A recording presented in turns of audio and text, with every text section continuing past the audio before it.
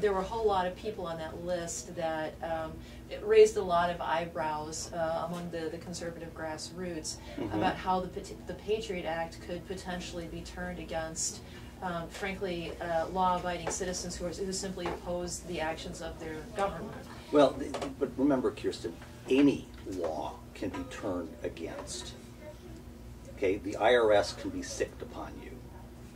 So does that mean that the IRS, yes, other folks wanted to abolish it, but we need some way of collecting revenue. And however you collect revenue, that can be misused. So what is incumbent upon us is to elect good representatives and to elect a good executive. And the good representatives, one of the things that they do is watch and as I say, ride herd on the executive.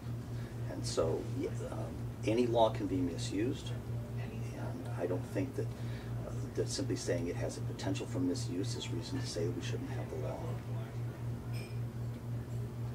Okay. Anybody else? Mr. Note Taker? Too busy taking notes. I think you're one of the only ones we haven't heard from. Yeah. That and the cameraman. Remember, I've been a teacher for 30 years. I know who's spoken up. Aaron, have you got anything, Aaron? Okay. All right. Anyone else? Last call. Yes, I have a question. I assume that I don't even can word it right, but you're talking about you're going to be possibly a 2-year incumbent. How are you going to go into what I think of as the pit at Washington, D.C. and try and be effective in making change? You've got to write bills that have thousands of pages that, like just finding out about the 1099 thing, has nothing to do with health care, and it's slid in there. How are you going to go there and not be sucked into the Well, the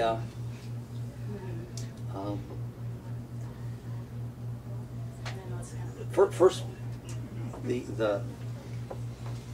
I came to Madison and wasn't sucked in. Going to D.C., what's going to happen if as we expect, there's probably going to be at least 50 new freshmen, and so there's going to be lots of us. So there will be lots of us who don't know the procedures well. There's so many of us that if we don't like that procedure, we can change it. Also, in terms of the bills that we're writing, I don't see us writing 1,000-page bills, because if you're saying that if your interest is in defunding, because that's pretty much our focus would be, maybe the first bill we write will be repeal of Obamacare, and we put that to a vote, and then we send it off to the Senate, and the Democrats in the Senate have to filibuster it. Well, now we know who's the obstructor. If they don't filibuster it, then Obama has to veto it. Then we know who's the obstructor. So I see us, but how many pages would that repeal be? Probably one. Saying this bill.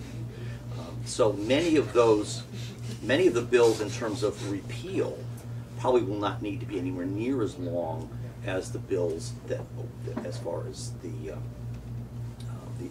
original monstrosities that are being passed now. Personally, I feel I should read the bill before I vote on it. And if I'm not given the time to read it, then I'll just vote no. Now, I don't read particularly fast. I'm not a lawyer, so frankly, the legalese is somewhat hard to read. Probably take a lot of tea to get through it, but tea parties are good. And so I'm thinking that what we're going to be able to do, because we do have a Democrat in the White House, is we're not going to be able to write bills that sort of move, that do conservative things. We're going to be able to write bills that prevent previous things. And I believe that a prevention bill will be much shorter than than if you will, a constructive bill. Okay. Aaron? Well, on that, would you be willing to pass something to put a limit on the number of pages a bill could be?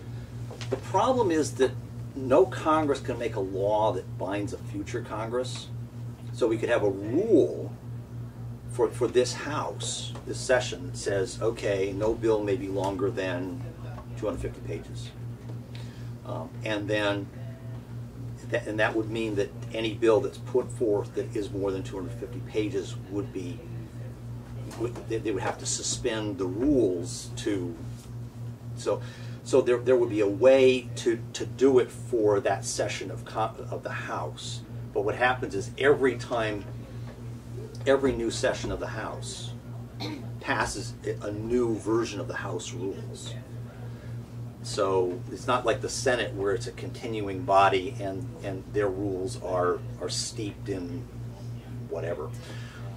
Every session of the House has new, it essentially has a clean slate. Now they oftentimes take stuff from previous, but they have the potential for completely rewriting everything from scratch there.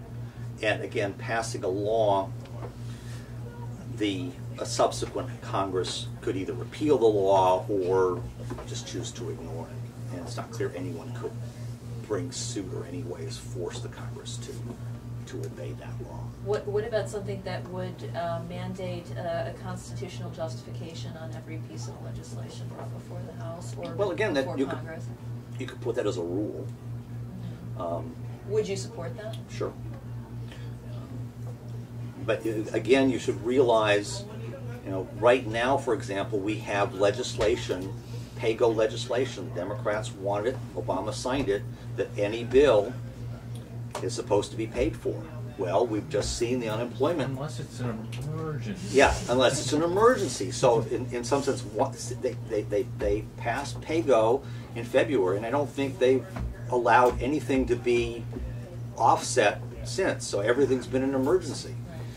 So, passing laws is important, but realize right now in D.C., we've got 5 Supreme Court justices who think that the word use means purpose in terms of the Fifth Amendment, in terms of the Kelo decision.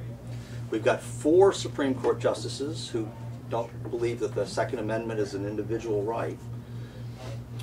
We've got a whole Senate that doesn't understand the word emolument.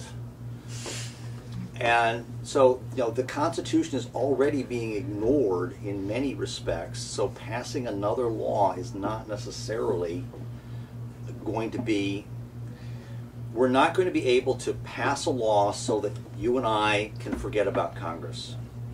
Okay? Congress needs to be watched.